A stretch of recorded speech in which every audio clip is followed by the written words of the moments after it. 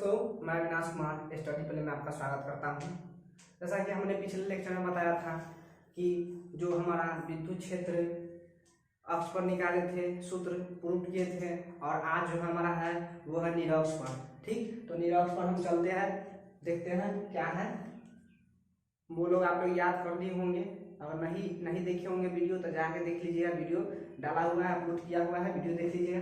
ठीक है, चलिए। उसमें भी हम एक डाइपोल लिए थे, इसमें भी एक डाइपोल लेंगे। इसमें एक डाइपोल लेते हैं। ठीक, यहाँ पर हम माइनस क्यू आर एस लगाते हैं, यहाँ पर हम प्लस क्यू आर एस लेते हैं। ठीक, यहाँ से एक हम बिंदु खींचेंगे और फिर यहाँ से हम एक त्रिभुज मिलाएंगे और यहाँ से भी एक त्रिभुज मिलाएंगे। हो गया इतना। और यहाँ पर देख रहे हैं, इसको हम O मान लेंगे, केंद्र O मान लेंगे, और यहाँ पर हम इसको P मान लेंगे। यहाँ पर हम निरक्ष पर रखे हैं विद्युत क्षेत्र, निरक्ष पर विद्युत क्षेत्र रखे। निरक्ष पर हमको निकालना है तो निरक्ष पर हम विद्युत क्षेत्र रखे। ठीक, चलिए। और इसको ये दूरी है हमारा L, ये दूरी है हमारा L, और यहाँ पर देखिए तो कुछ ए साइड, इस साइड देखिए तो इसको मान लीजिए A, इसको A मान लीजिए, इसको B मान लीजिए। ठीक, देखिए यहाँ पर जो है AOP या AOP समकोण त्रिभुज लग रहा है आपको, समकोण त्रिभुज देखने में लग रहा होगा। ठीक, यहाँ पर जो है ये जो है हमारा दूरी R है, क्या है, दूरी R है ये हमारा। ठीक, और देखिए यहाँ पर जो है हमारा समकोण त्रिभुज है, यहाँ पर 90 डिग्री का कोण बनेगा, यहाँ पर 90 डिग्री, और 90 डिग्री के सामने वाला जो कोण होता है वो होता है हमारा कर्ण, और कर्ण के सामने वाला जो भुजा होता है वो है हमारा लंब, और ये है हमारा आधार, ए ओ आधार है। ठीक, यहाँ पर पाइथागोरस प्रमेय लगेगा, पाइथागोरस प्रमेय से आप निकालिएगा, पाइथागोरस प्रमेय आप लोगों को आता ही होगा, तो पाइथागोरस प्रमेय से अगर आप निकालिएगा तो ये हो जाएगा root under R square plus L square. देखिए इधर भी वही है तो इधर भी सेम तो वही है ना, तो इधर भी वही होगा, इसको भी निकालिएगा तो वही आएगा। इतना समझने में कोई दिक्कत हालांकि नहीं होना चाहिए, इतना समझने में कोई दिक्कत। चलिए और आगे देखते हैं। जैसे कि हमने पिछले क्लास में बताया था कि जो प्लस और माइनस जो है, प्लस माइनस वो आकर्षित करता है, क्या आकर्षित करता है, और प्लस प्लस एक दूसरे को विकर्षित करता है, ये बात हमने बताया था पिछले क्लास में। तो यहाँ से देखिए, यहाँ पर माइनस क्यू है और यहाँ पर प्लस है। ठीक ना, ई जो है हमारा इधर मुझे ई खींचेगा, क्या विद्युत क्षेत्र जो है ये हमारा क्यू ए होगा। ठीक, और ए से निकाले, क्या ए से पी, ए और पी के बीच निकालेंगे। ठीक, यहाँ पर क्यू ई ए हो गया, और यहाँ पर देखिए हमारा प्लस क्यू है, प्लस क्यू से प्लस पर निकालना है तो ये हो जाएगा हमारा दूर भाग। क्या बोले थे हम कि दूर भागेगा, बोले थे ना कि दूर भागेगा। यहाँ पर ये जो है हमारा दूर भागेगा, क्या दूर भागेगा।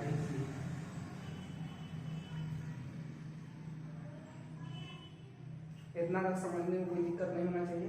ठीक, चलिए आगे चलते हैं। और यहाँ पर देखिए हमारा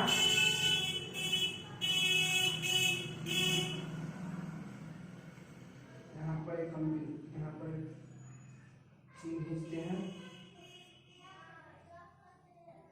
यहाँ तक हम चिन्ह खींचे। ठीक, यहाँ पर देखिए हमारा ये जो कोण है हमारा वो है थीटा, क्या, तो ये भी कोण हमारा थीटा होगा कि नहीं, और ये दोनों कोण जो है हमारा ये 2 थीटा होगा कि नहीं, बिल्कुल होगा थीटा दोनों कोण। ठीक, इतना तक समझने में कोई दिक्कत नहीं होना चाहिए। चलिए अब हम जो चीज़ यहाँ जो हम फिगर के माध्यम से समझाए हैं वही चीज को हम सेंटेंस में लिखेंगे, क्या सेंटेंस में लिखने का प्रयास करेंगे। चलिए देखते हैं।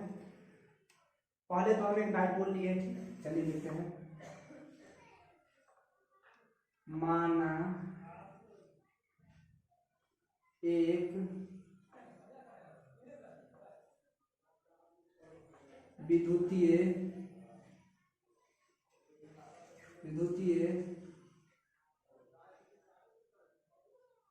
द्विध्रुव ए बी है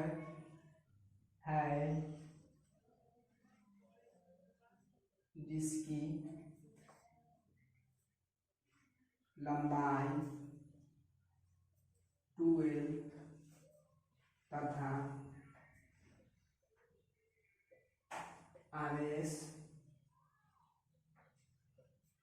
क्रमशः -q तथा +q है, जो मध्य बिंदु O से R दूरी निरक्ष पर R दूरी निरक्ष पर बिंदु P स्थित है, जहाँ हमें वैद्युत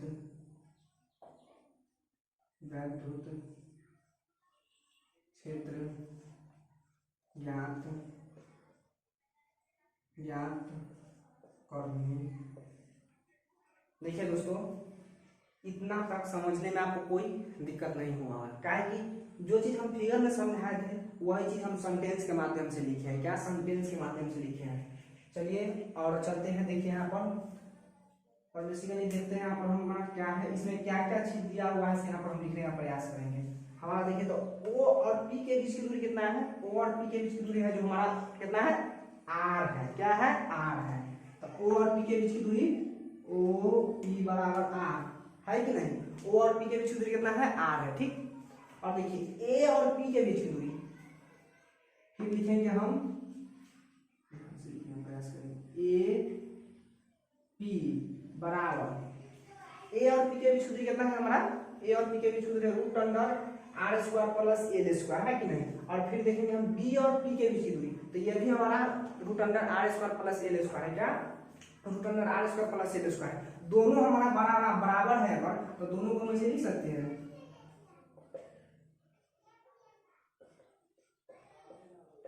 इतना तक समझने में कोई दिक्कत नहीं होना चाहिए दोस्तों, क्या कि इतना तक जो है हमारा आसानी से हम आपको क्लियर कर दिए हैं। देखिए AP बराबर BP बराबर √R² + L² है कि नहीं। यहाँ पर देखिए A और P के बीच की दूरी कितना है, √R² + L² और B और P के बीच की दूरी कितना है, √R² + L²। अब हम देखते हैं, चलिए B नो डैट, क्या B नो डैट। अब हम विद्युत के फॉर्मूला से चलते हैं, 1/4 पाई ε0 Q1/R²। क्या, इतना तक समझने में कोई दिक्कत नहीं होना चाहिए। चलिए हम आगे चलते हैं।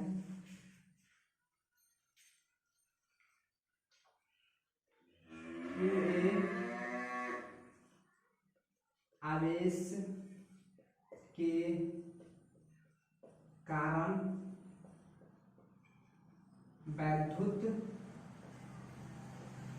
क्षेत्र, क्या लिखे हैं, QA आवेश के कारण। हम A पर निकाल रहे हैं, क्या बिंदु A पर QA आवेश के कारण वैद्युत क्षेत्र निकालना है। और वैद्युत क्षेत्र निकालने तो यहाँ पर देखिए हमारा यह है EA बराबर 1/4 पाई ε0 × QA/R²। ठीक, EA बराबर 1/4 पाई ε0 × QA के मान जो हमारा Q है। ठीक, तो Q लेते हैं और यहाँ पर हमारा R के मान है कितना, और देखिए R का जो हमारा मान था वो था R के हमारा मान जो था वो था A और B के बीच की दूरी, A और P के बीच की दूरी कितना था, A और P के बीच की दूरी जो पूछ रहा है, A और P के बीच की दूरी था हमारा √R² + L²। तो वही चीज यहाँ पर हम लिखे हैं, यहाँ पर स्क्वायर है तो इसका स्क्वायर देंगे हम। ठीक, स्क्वायर से रूट कट जाएगा तो इसको सिंपल हम इसे लिखेंगे, स्क्वायर से रूट कटेगा तो QA बराबर 1/4 पाई ε0 × Q/R² + L²। इसको हम समीकरण 1 मानेंगे। क्या, इसको हम समीकरण 1 मानेंगे। इतना समझने में कोई दिक्कत नहीं होना चाहिए। जैसा कि इतना तक हम आसानी से आपको क्लियर कर दिए होंगे। क्या बात सही है कि नहीं, बिल्कुल सही है। चलिए देखते हैं और इसको हम फिर मिटा कर लिखते हैं। तब तक आप लोग इतना नोट कीजिए, फिर हम आगे मिटा। बोर्ड थोड़ा सा छोटा है इसलिए क्या कीजिएगा, चलिए मैं काटते हैं इतना, आप लोग उसके बाद देखिए। चलिए दोस्तों, उतना आप लोग नोट कर लिए होंगे, इतना तक समझने में कोई दिक्कत नहीं हुआ होगा आप लोगों को। चलिए हम चलते हैं फिर क्यू बी पर वैद्युत क्षेत्र की बात करेंगे। क्या क्यू बी पर वैद्युत क्षेत्र की बात करेंगे? चलिए देखते हैं यहाँ पर क्यू बी आवेश के कारण वैद्युत क्षेत्र, क्यू बी के कारण वैद्युत क्षेत्र की बात करते हैं हम। तो देखिए यहाँ पर हमारा है क्यू ई बी बराबर 1/4πε0 इंटू क्यू बी बटे में आर स्क्वायर।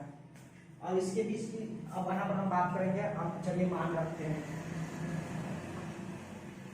क्यू बी बराबर 1/4πε0 इंटू क्यू बी के मान से क्यू रखेंगे हम, ठीक। और देखिए बी और पी के बीच की दूरी कितना है हमारा? Root under R square plus L square. क्या है? Root under R square plus L square है कि नहीं? यहाँ पर देखिए तो चलिए फिर हम इसको बढ़ाते हैं आगे की ओर।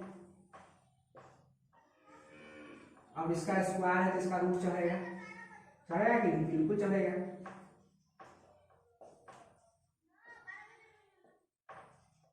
इसको ऐसे हम लिख सकते हैं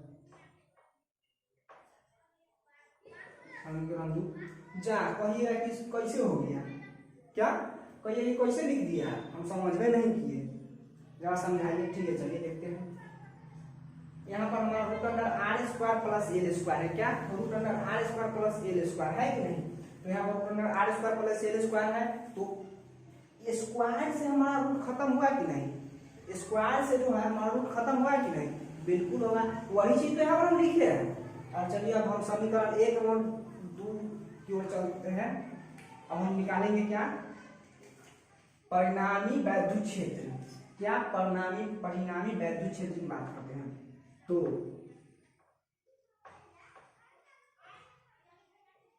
परिणामी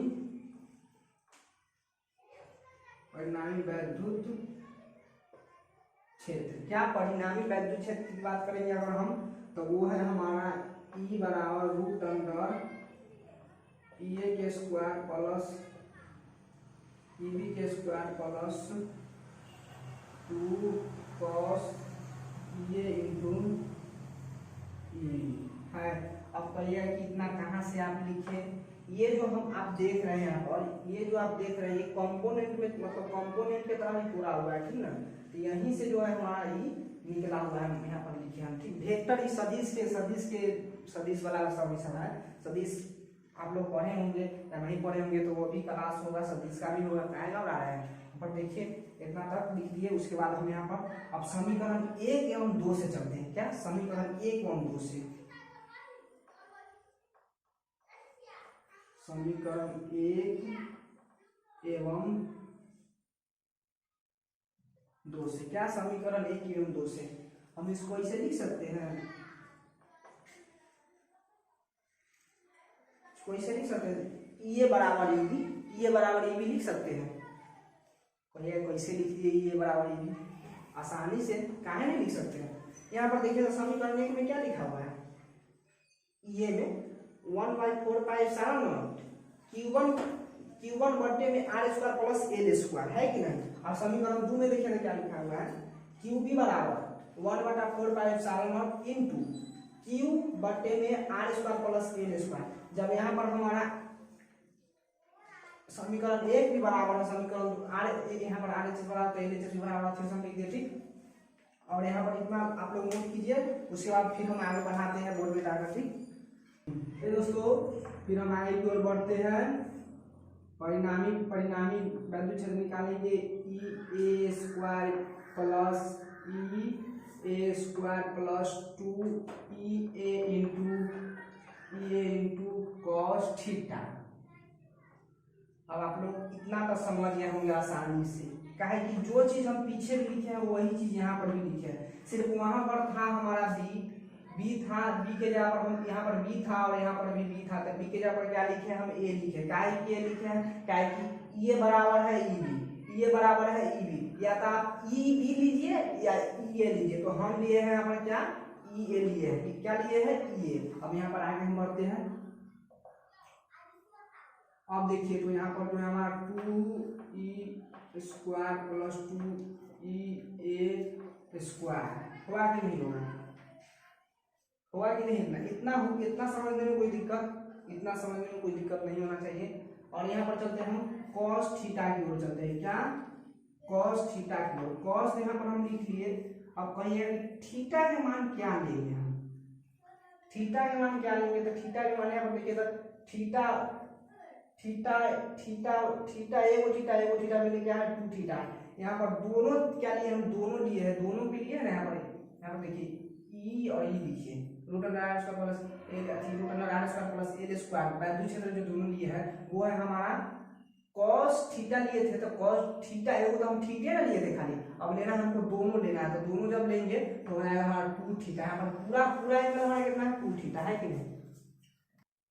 सॉरी दोस्तों, क्योंकि यहाँ पर हमारा गलती हो गया था, वो इसलिए हम समझाने में थोड़ा सा मतलब अथी हो गया। वही तो देख रहे हैं यहाँ पर हमारा कुछ ना कुछ छूट रहा है, क्या है कि हम ये स्क्वायर प्लस जब ये बराबर था ईबी के, ये बराबर था ईबी के, देखिए सीधा सीधी बात करते हैं हम, ये लिए थे तो cos थीटा लेंगे, क्या ये लिए थे तो थीटा लिए थे, ये बराबर ये लिए थे तो हम थीटा लिए थे, उसमें cos थीटा। और जब ई बी लेंगे तो उसमें भी cos थीटा लेंगे कि नहीं लेंगे, बिल्कुल लेंगे। तो यहाँ पर देखिए जब हम दोनों जब बराबर करके लिए हैं तो यहाँ पर हमारा थीटा थोड़ी ना होगा, 2 थीटा होगा। यही हमारा मिस्टेक किया, इसीलिए तो बोल रहे कि आप हमको काहे नहीं देखने में बन रहा है, समझ में नहीं आ रहा है। और 2 थीटा होगा और यहीं पर यहाँ पर देख लीजिए, यहाँ पर 2 थीटा लिख लिए, सीधा सीधी इसको गुना के दिख रहा है, गुना में इसको गुना कर दिए, इसको जोड़ दिए तो यहाँ पर हो गया। अब यहाँ पर कॉमन लेने वाले कुछ आपको चीज लग रहा होगा, कॉमन क्या लेंगे 2e²। इतना हम कॉमन लेंगे कि नहीं लेंगे, इतना हम कॉमन लेंगे कि नहीं लेंगे, देखिए तो इतना कॉमन ले सकते हैं कि नहीं। इसमें 2e² है और इसमें भी 2e² है, इसमें भी 2e², इसमें भी 2e² है कि नहीं। तो बेसिकली इसको हम कॉमन लेंगे तो क्या होगा हमारा, वो होगा 1 प्लस cos 2 थीटा, क्या 1 प्लस cos 2 थीटा होगा कि नहीं। क्या देखिए यहाँ पर इसमें जब 2e² कॉमन लीजिएगा तो बचेगा क्या 1, क्या बचेगा 1। तो इसमें 1 बचा, फिर इसमें भी 2e² ले लेंगे तो क्या बचेगा 2e² ले लेंगे तो cos थीटा। तो cos थीटा यहाँ पर हम लिख दिए। अब इससे आगे जो है बढ़ाना है, ठीक। आप देखिए यहाँ पर आप लोगों को मतलब साथ में मतलब दिमाग काम नहीं करेगा कि कैसे होगा कैसे नहीं क्या हो गया। यहाँ पर जो हमारा फॉर्मूला कुछ लग रहा है आपको, यहाँ पर ही देखिए तो 1 प्लस cos थीटा है, 1 प्लस cos 2 थीटा का फॉर्मूला आपको लग रहा है। यहाँ पर देखिए 2e² इंटू इसका जो फार्मूला होता है हमारा 1 प्लस cos 2 थीटा का जो फार्मूला होता है वो है हमारा 2 cos² थीटा, क्या 2 cos² थीटा। इतना जो है हमारा 1 प्लस cos 2 थीटा का फार्मूला है, क्या 1 प्लस cos 2 थीटा का फार्मूला है। इसके लिए हम लिख सकते हैं 2 cos² थीटा। इतना तक समझने में कोई दिक्कत नहीं होना चाहिए, आसानी से आपको समझ गए होंगे, बिल्कुल आसानी से। और चलिए यहाँ पर हम इसको देखते हैं गुना, इसमें भी कुछ हमको गुना करने वाला लग रहा होगा, गुना करेंगे हम इसमें।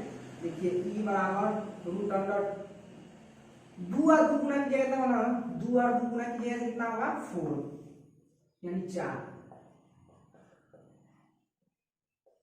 इसको हम ऐसे लिख सकते हैं।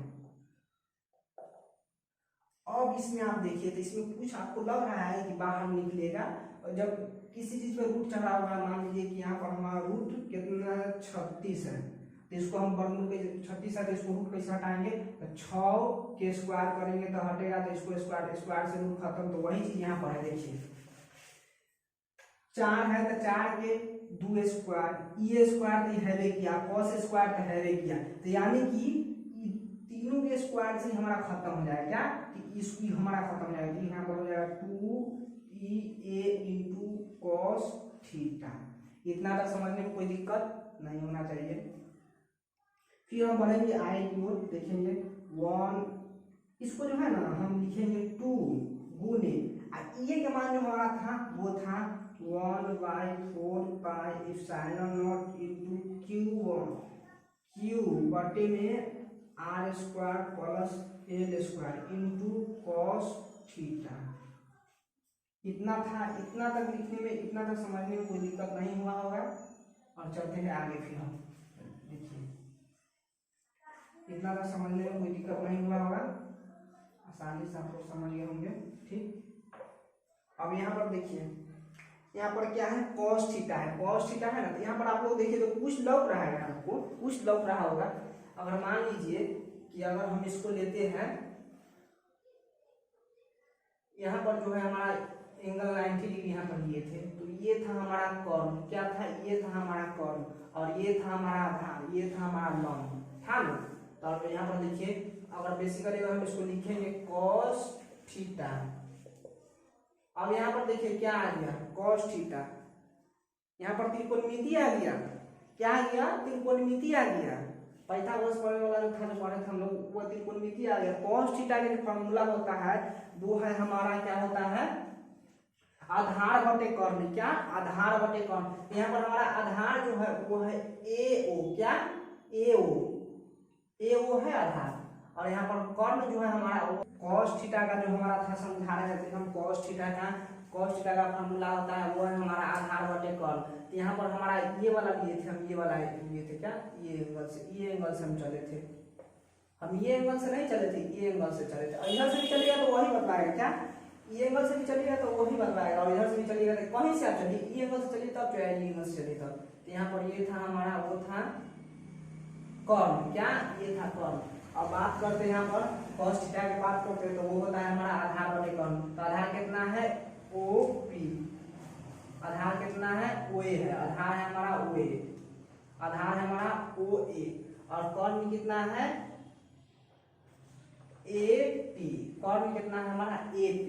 अब इसका देखिए मान और इसका मान हम लिखेंगे, मान कितना है इसका हमारा, यहाँ पर देखिए A और O के मान कितना है, A और O के मान है हमारा L, क्या है, L है, A और O के मान कितना है हमारा, L है कि नहीं, बेसिकली L है।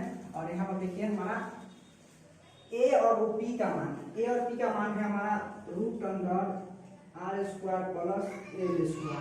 इतना तक आप लोग लिख लिए होंगे। चलिए देखते हैं फिर आगे। इतना तक समझने में कोई दिक्कत नहीं होना चाहिए, क्या, इतना तक समझने में कोई दिक्कत नहीं होना चाहिए। और चलते हैं हम आगे, देखिए वो है हमारा,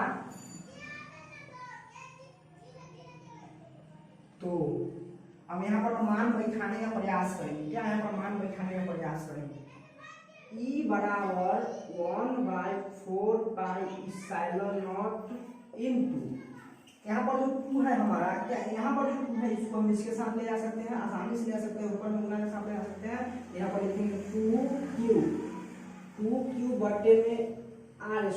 अब देखिए, अब मजा आएगा, क्या, अब मजा आएगा। ई ससुरा cos जो है, cos थीटा के जगह पर क्या मान लिखेंगे हम, L² बटे में √r² प्लस L² लिखेंगे कि नहीं लिखेंगे, बिल्कुल लिखेंगे। यहाँ पर cos थीटा के जगह पर हम मान लिखेंगे L² बटे में √r² प्लस L², इतना लिख दिए। अब आपको देखने में कुछ लग रहा होगा, लग रहा है कि नहीं, यहाँ पर जो हमारा रूट है, तो रूट है, तो यहाँ पर चलिए हम आगे चलते हैं, क्या है आगे, सॉरी मिस्टेक हुआ थोड़ा सा। यहाँ पर देखिए आप लोग भी, मतलब ध्यान, हम ध्यान नहीं दिए थोड़ा सा, क्यों, यहाँ पर जो r का जो हमारा था, ई जो था मान, वो था r² प्लस L² था कि नहीं। और यहाँ पर चलिए हम आगे बढ़ते हैं, ई बराबर 1/4 pi epsilon not into 2Q बटे में। अब यहाँ पर देखिए इसको हम ऐसे लिख सकते हैं। अब आप देखिए यहाँ पर कुछ आपको तो जरूर लगेगा, इसको हम, यहाँ पर जो हमारा स्क्वायर 1 है कि नहीं, यहाँ पर 1 है कि नहीं, बेसिकली 1 है कि नहीं, है ना, यहाँ पर आसानी से 1 है, यहाँ पर हम 1 लिख दिए, ठीक। और यहाँ पर देखिए हमारा L है, क्या है, L है, ठीक। और हम क्या बोले थे, इससे पहले हम बोले थे रूट के लिए रूट रहता है कोई चीज पर, तो वो हमारा लिखाता है r² प्लस L², वो हाफ लिखाता है, क्या, हाफ लिखाता है कि नहीं, 1/2।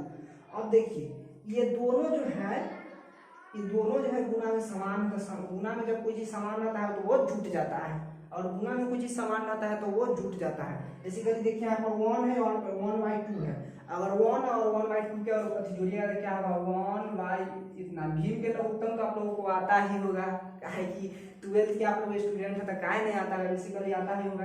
चलिए यहाँ पर देखते हैं 2, यहाँ पर इससे डाल देंगे 2 से, तो 2 है यहाँ पर 2, ठीक 1 यहाँ पर, यानी 3/2 हमारा 2 हो गया। क्या हो गया? 3/2 हो गया।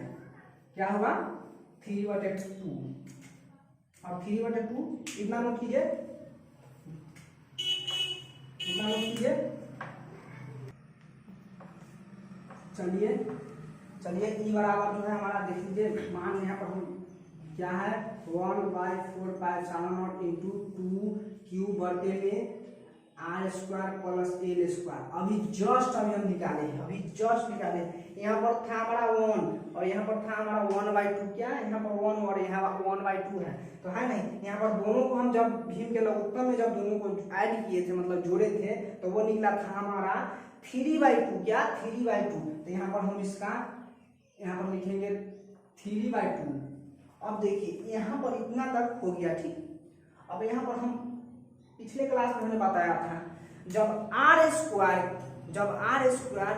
और l² है, ठीक। यहाँ पर हमारा जो था वो था l²। अब मान लीजिए कि l² बहुत बहुत बहुत छोटा, l² जो हमारा बहुत बहुत एकदम अल्प मात्रा में, क्या अल्प मात्रा में l²। तो यहाँ पर जो हमारा था वो था क्या, हाँ यहाँ पर देखिए l जो है l छोटा बना है, यहाँ पर लिख लीजिए, ठीक। यहाँ पर जो था हमारा एक स्टेप और बढ़ा लेते, उसके बाद इसको हम समझाएंगे। क्या e बराबर 1/4 इंटू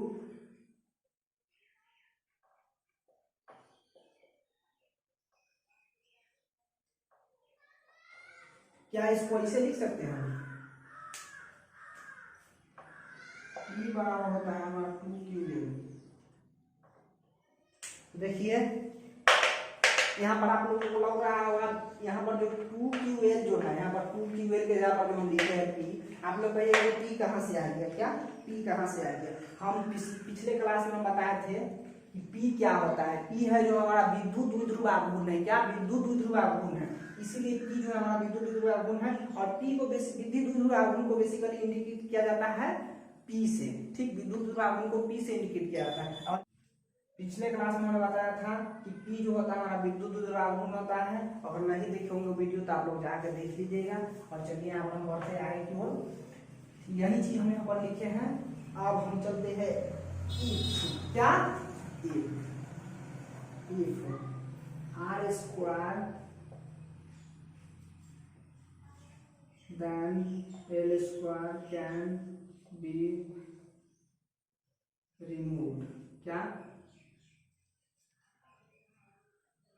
तो l² को हटाया जा सकता है। क्या l² को हटाया जा सकता है? हमने अभी बोला, जस्ट बोला कि जो है हमारा l² जो है बहुत कम मात्रा में, एकदम बहुत बहुत अल्प मात्रा में, बहुत ही अल्प मात्रा में, हमने बताया था कि l² जो मान जो है हमारा बहुत ही कम मात्रा में है r² की तुलना में। क्या r² की तुलना में। तो यहाँ पर हम बेसिकली इसको l² को आसानी से हटा सकते हैं। और यहाँ पर हम लिखेंगे e बराबर 1/4 इंटू p बटे में r²।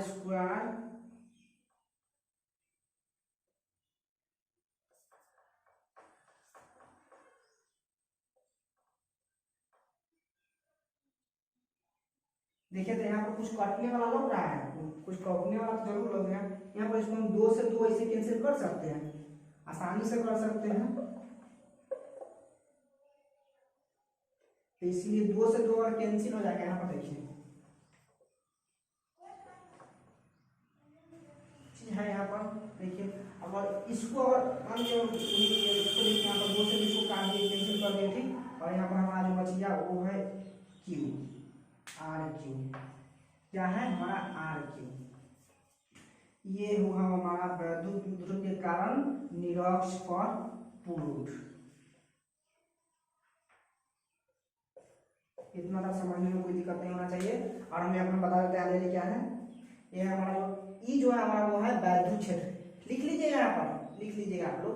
यहाँ पर ई जो है हमारा वो है वैद्युत क्षेत्र, और पी जो है हमारा वो है विद्युत द्विध्रुव आघूर्ण, विद्युत द्विध्रुव आघूर्ण, ठीक। आर जो है हमारा वो है केंद्र O से बिंदु P के बीच की दूरी। क्या है, केंद्र O से बिंदु P के बीच की दूरी है, वो है हमारा R। यहाँ पर हम लोग लिख लिए सब कुछ, यहाँ पर समझ गए। और एक बार आप लोगों को तेजी में समझाने का प्रयास करेंगे। पहले तो हम देखिए, पहले एक हम डायपोल लिए, क्या पहले एक हम डायपोल लिए, ठीक, डायपोल लिए। उसके बाद एक हम बिंदु, एक हम लाइन खींचे जो हम जिसको हमको अक्ष पर रखना था, तो अक्ष पर हम एक बिंदु P रख दिए, ठीक। और यहाँ पर इसको हम मिलाए और यहाँ पर इसको इधर मिलाए। यहाँ पर हमारा कोण बन गया 90 डिग्री का, यहाँ पर कोण बन गया 90 डिग्री, यहाँ पर Q माइनस Q आवश्यक रखना है, प्लस Q आवश्यक रखे, ठीक। और बेसिकली इसको हम देखें बढ़ाते गए यहाँ पर कैलकुलेशन करते गए यहाँ पर हमारा पूर्ण हुआ निरक्ष पर।